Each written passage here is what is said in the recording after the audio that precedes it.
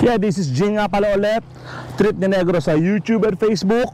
Well, ito, dala ko si Maldita, ang aking CF Moto 450MT. At ito yung mga upgrade o modification na ginawa ko sa kanya. Ayon sa akin to, para sa akin ayon sa skill ko, ayon sa mga ginagawa ko, ayon din sa trip ko. Kasi ganoon naman yun, iba-ibang setup ng motor. Depende sa ginagawa ng rider kasama yung motor niya. So ito ang akin, panoorin nyo. So yan, syempre importante ang ilaw sa mga adventure rider. Yan, gumamit ako ng J-Pad J4B. Napakaganda nito, salamin yan. Yan, tapos radial yung switch nya, radial switch. Ito, meron din siyang automatic magte-turn on pag madilim. So bakit ko kailangan ng aux light? Gumamit ako ng aux light kasi para sa akin sa gabi, as an adventure rider, mahina pa yung headlight ng CF Moto 450MT para sa akin. Kailangan natin talaga ng ng malinaw, nakitang-kita mo yung daan, maliwanag, napaka-importante niyan for safety. So para sa akin yan, totoo, hindi luho yan eh. Needs talaga ang auxiliary lights. So yan ang nilagay natin. Tapos, galing ano to, J-Pad PH by AXC. Siyempre, gumamit din ako nito. Nakalimutan ko saan ko nabili ito eh. Itong protector ng headlight. Kasi kadalasan sa off-road, sa mga nag-off-road, mapapansin nyo, kadalasan pag may motor sa harap nyo, tumatalsik yung bato, ayoko naman mabasag yung headlight ko, no? So, basically, yun lang naman ang ano niya, purpose niya is to protect yung headlight ko. Kasi yun nga, nag-off-road tayo. And then, dalawang bag dito, Lazada lang yan, tsaka bag dito. Ito ang laman, mga tools.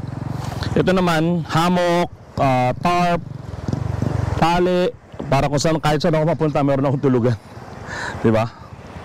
And then, syempre, ito ang V-Lane exhaust by Z1 Moto. Yan o, ganda yan. Ganda rin ang tunog. Ang ganda ng elbow, ang ganda ng pagkakagawa. Kaya pakinggan natin. So naglagay ako ng tip lang naman yan eh, hindi siya full exhaust. Naglagay ako for looks, for sounds, kasi nahihinaan ako dun sa stock. Although maganda yung tunog, pero mahina para sa akin.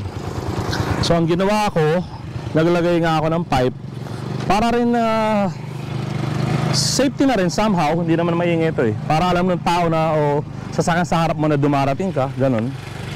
Kaya mo, sound check.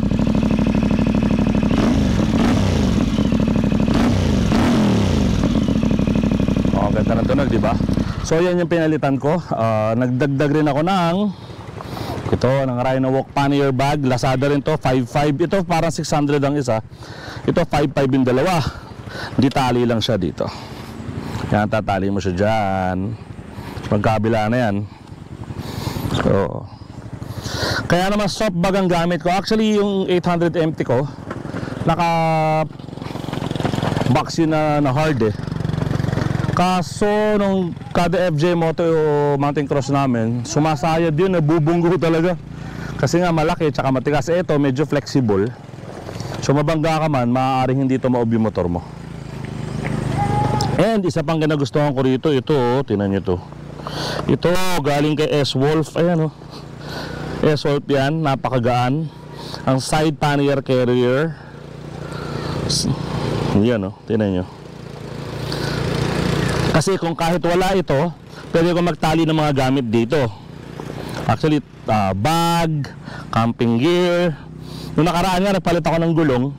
Yung gulong, dyan lang nakatali. Yan, maraming talian yan. And then, sama pa natin itong yan, extender. Yan, kailangan natin yung side stand extender. CF Moto rin yan. Kailangan natin yan kasi sa off-road kadalasan, di ba, lalo na sa lupa pag malambot, yung motor natin tumutumba, hindi mo na kailangan magharap ng bato. Hindi mo na kailangan magharap ng pangkalang, di ba? So meron ka na kagad. And then, ito rin, itong sec na cellphone holder. Dali, ayaw matanggal ah. Kaya maganda to. Pupugian ako rito eh. Yan oh. So yung cellphone mo, horizontal na siya nakalagay. O diba? Actually, kakapalit ko lang ng gulong kahapon, nag V-rubber ako. Kasi ang ginagawa ko, pag magte-trail ako, na medyo alam kong puro putik, nagpapalit ako ng V-rubber na tires kasi yung V-rubber na yon mas aggressive sa off-road. Ito namang stock niya, CST, sobrang ganda rin. Lalo na sa kalsada, sa banking subukan ko na to. Pero mas aggressive kasi yung gulong ng V-rubber. Pero ito okay rin, pinang-off-road ko rin naman to.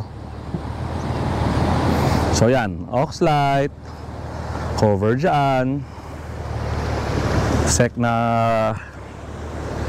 cellphone holder, bag, pannier, pipe. So yan pa lang naman. Yan pa lang ang mga pinapalitan ko kasi feeling ko yan mga yan yung kailangan ko sa mga ginagawa ko everyday. Hindi lang siya pang forma. Gusto ko, nagbe-benefit ako as a rider. Yung motor ko nagbe-benefit din doon sa mga nilalagay ko. Hindi lang siya basta forma. Yung talaga napapakinabangan. So yan, CF Moto 450 MT. Yeah, simple lang, di ba? So let's go. Follow nyo lang ako, Trip ni Negro sa YouTube at Facebook.